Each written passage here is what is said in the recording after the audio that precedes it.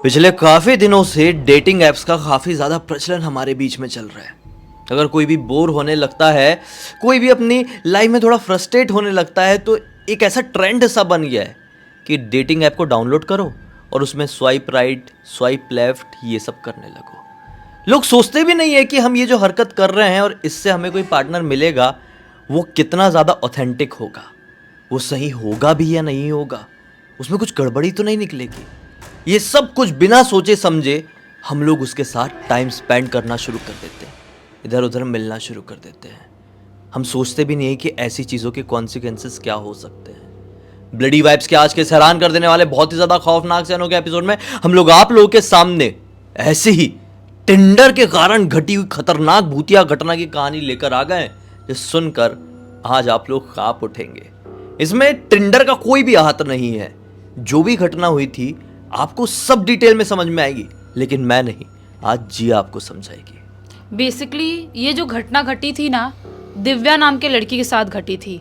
सबसे पहले हम लोगों को दिव्या के लाइफ के बारे में जानना पड़ेगा कि वो क्या करती थी जो वो वैसे सिचुएशन में पड़ गई और उसके साथ इतनी खौफनाक घटना घट गई। जो दिव्या है ना, ये मुंबई में रहने वाली एक लड़की है जो कि मॉडलिंग इंडस्ट्री में थी। बहुत काफ़ी टाइम से 5-6 साल से मॉडलिंग इंडस्ट्री में थी और बहुत सारे मॉडलिंग शो किया करती थी, रैम्प शो किया करती थी, बहुत सारे प्रिंट शूट किया करती थी। उसकी लाइफ अच्छी खासी मस्त निकल रही थी और उसका एक बॉयफ्रेंड भी था। तो जो बोलते हैं ना कि एकदम उसको लग रहा था कि मेरी लाइफ बिल्कुल परफेक्ट है, मुझे ऐसी ही लाइफ बचपन से चाहिए थी। लेकिन बोलते हैं ना, किसी की भी लाइफ हमेशा परफेक्ट नहीं रहती है। एक टाइम ऐसा आता है, आज से 2 साल पहले, जो दिव्या है ना, उसके बॉयफ्रेंड से उसका बहुत ही खतरनाक वाला ब्रेकअप हो जाता है। यानी खतरनाक वाला ब्रेकअप ये कि वो बिल्कुल पूरी तरह से इसको छोड़ देता है। अब ये हो जाती है बहुत बुरी तरह से डिप्रेस्ड। इसको ऐसा लगता है कि मैंने तो बहुत सपने देख के रखी थी और हम लोग 5 साल से रिलेशन में थे और उसने भी मुझे बोला था कि हम दोनों शादी करेंगे और हम दोनों करियर बनाने के बाद एक अलग लेवल पे जाएंगे, घर खरीदेंगे, और वो मुझे इस तरह से डिच कर दिया, इस तरह से छोड़ दिया। उसको बिल्कुल भी विश्वास नहीं होता है कि मेरा बॉयफ्रेंड इतना ख़राब निकल सकता है। एक्चुअली जो बॉयफ्रेंड था उसको कोई बड़ा प्रोजेक्ट मिल गया था जिसकी वजह से इसको छोड़ के अपने काम में लग गया। और ये बेचारी नॉर्मल सी छोटी सी मॉडल थी, वो भी एक्टिंग इंडस्ट्री में ही था। तो ये अब बहुत ज़्यादा रोती गाती थी, बहुत डिप्रेस्ड हो गई थी। पूरे टाइम घर पे ही रहती थी, शूट शाट करना सब कुछ टोटली बंद कर दी। कोई भी शूट आ रहा है, कोई भी कॉल कर रहा है, कोई भी कोऑर्डिनेटर का फ़ोन आ रहा है कि आप ये मॉडलिंग प्रोजेक्ट कर लो या ये प्रिंट शूट कर लो, तो वो मना कर देती थी। अब सामने वाले बंदा बोलता था क्या हो गया, आप क्यों मना कर रही हो, आप तो इतने साल से हमारे साथ काम कर रहे हो, कोई दिक्कत है क्या? तो वो किसी को कुछ भी नहीं बताती थी क्योंकि ये बुरी तरह से बहुत ज़्यादा डिप्रेस्ड थी। पूरे 1 महीने बीत जाते हैं इसके डिप्रेशन को। इसके साथ ना इसकी एक रूममेट थी लीला नाम की, जो इसकी बहुत अच्छी वाली दोस्त भी थी। ये लोग हमेशा से स्टार्टिंग से, जब से मुंबई में ये अपना मॉडलिंग करियर स्टार्ट की थी दिव्या ने, तब से दिव्या और लीला साथ में ही रहते थे। दोनों कोई भी प्रोजेक्ट कर रहे तो साथ में करने जाते थे, एक दूसरे को मतलब बोलते ना सजेशन देते थे कि तुम भी इसके साथ भी काम कर लो, ऐसा वाला था। और रूम पार्टनर भी साथ में थे। तो लीला बोलती है कि दिव्या एक काम कर, तू इतना डिप्रेस्ड मत हो। तूने देखी है मैं कभी डिप्रेशन में मैं रही हूँ? क्योंकि मैं डिप्रेशन में इसलिए नहीं रही हूँ कि मेरा कोई बॉयफ्रेंड रहा ही नहीं है। मैं ना टाइम पास करती हूँ मस्त, टिंडर जैसे ऐप होते हैं उस उधर जाती हूँ, राइट लेफ्ट स्वाइप करती हूँ, और कोई लड़का अच्छा लगा तो जाती हूँ डेट पे, घूमती फिरती हूँ, लाइफ एंजॉय करती हूँ। और तू क्या फालतू रिलेशन में पड़ी हुई थी? मैं तुझे पहले ही बोलती थी वो लड़का ठीक नहीं, उसके साथ मत रहे। तो दिव्या बोलती है नहीं यार, ये सारी चीज़ें मैं नहीं कर सकती, टिंडर चलाना या कोई भी ऐप चलाना। मैं बहुत ज़्यादा हर्ट हो गई उस चीज़ को लेके। लीला बोलती तू ट्राई तो कर, बहुत मज़ा आएगा, मैं सीरियसली बता रही हूँ।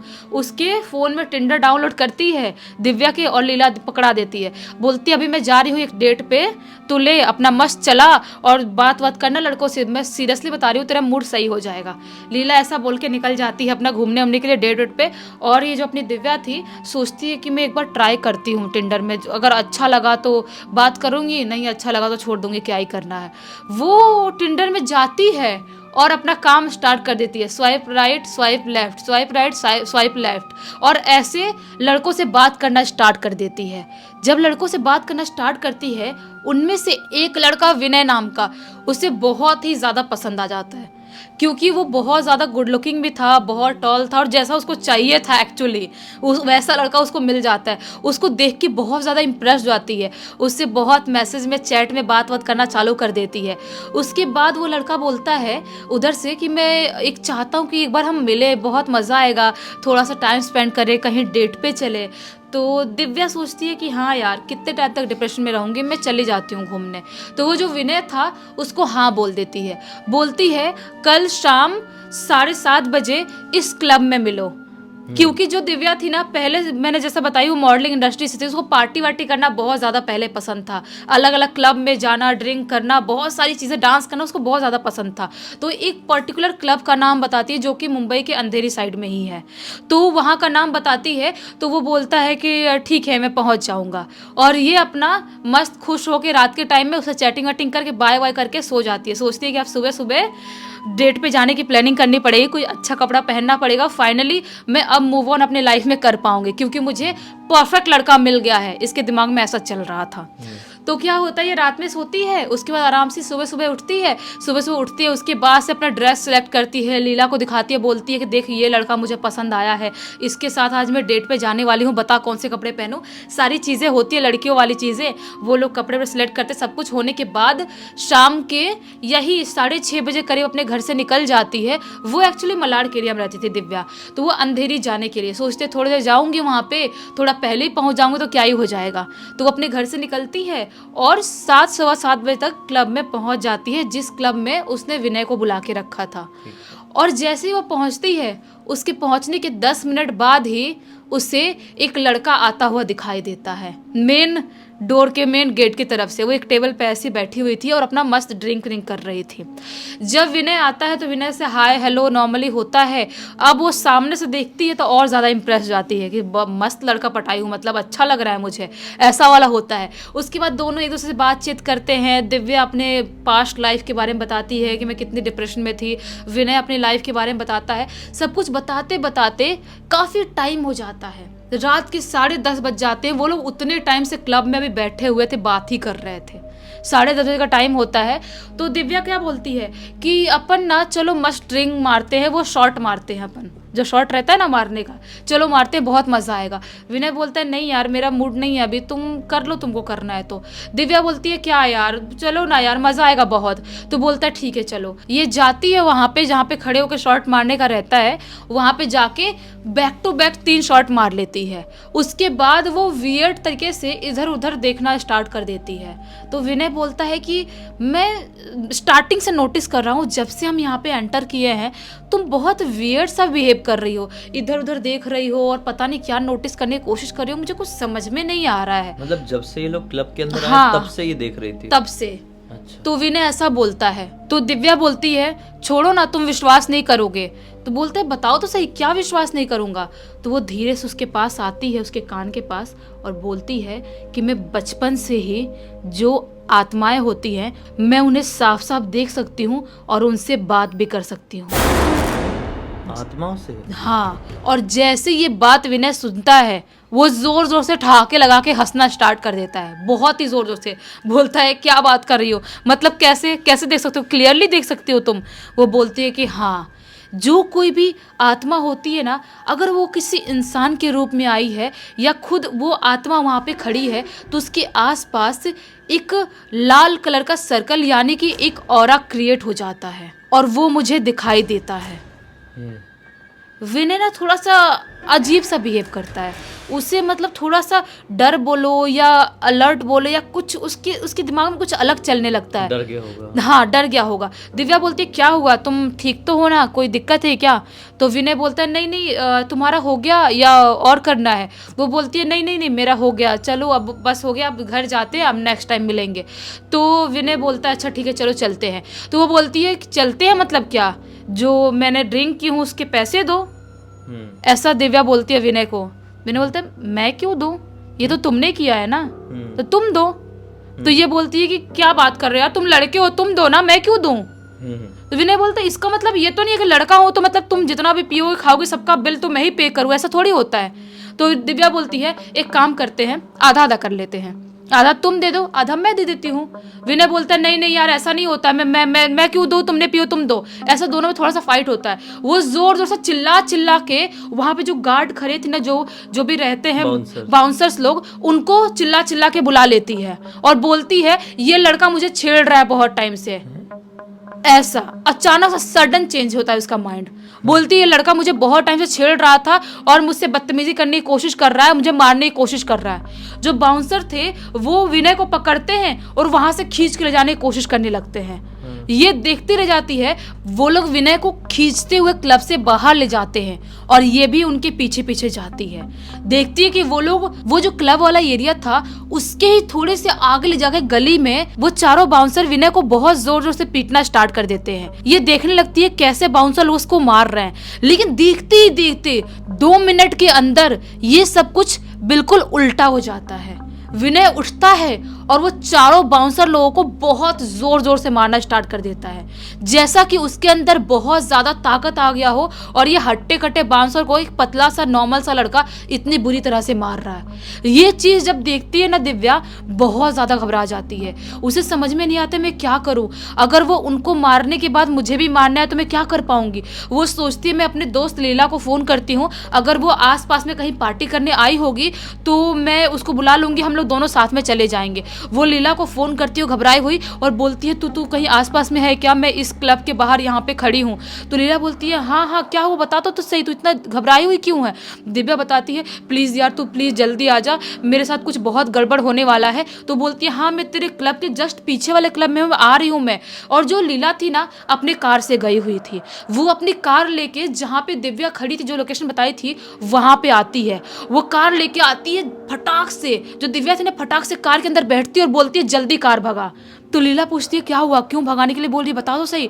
दिव्या बोलती है जल्दी भगा तू। और जो ये दिव्या थी ना, वो जो कार का मिरर था, साइड मिरर, उससे पीछे जो लड़के की लड़ाई हो रही थी, जो लड़के इस डेट पे आई थी और बाउंसर की वो ध्यान से देख रही होती है। बोलती है लीला बताओ सही क्या हुआ, तो उधर पीछे क्यों देख रही है। बोलती तू चल मैं बताती हूँ, तू इस एरिया जल्दी बाहर निकल। ये दोनों कार को फास्ट ड्राइव करते करते वो एरिया से बाहर निकल जाते हैं। जब उस एरिया से बाहर निकलते हैं तो दिव्या ना लीला को एक ऐसी बात बताती है जिसकी वजह से उसके पैरों के नीचे जमीन खिसक जाती है। दिव्या क्या बताती है कि जब से मैं क्लब में एंटर की थी, जो लड़के को मैंने डेट पे बुलाई थी, तब से मैं उसके अंदर एक वियर्ड सी चीज नोटिस कर रही थी। जब से वो आया था तब से उसने ना एक घूंट पानी पिया था, ना कुछ खाया था और ना ही ड्रिंक किया था।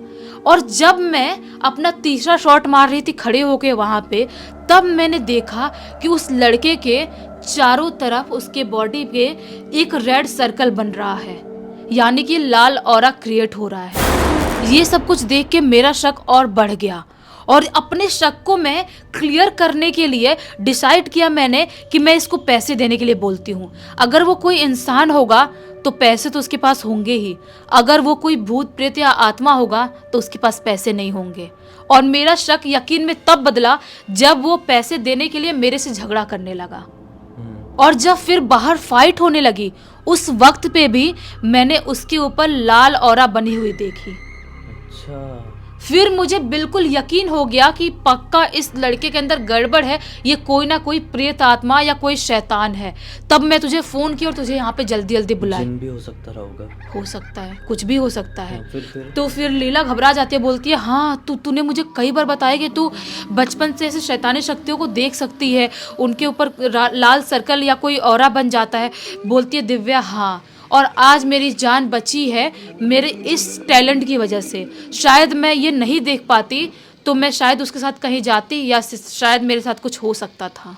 तो क्या ये बहुत रात में हो रहा था जो कुछ हो रहा था? ये सब कुछ करते करते काफी रात का टाइम हो गया था। तभी उसने अपनी फ्रेंड को फोन करी, कोई ऑटो टैक्सी उसे मिली नहीं होगी। बाप रे, किस्मत अच्छी थी और लीला की पीछे वाले ही क्लब में पार्टी कर रही थी और तुरंत यहाँ पे पहुंच गई।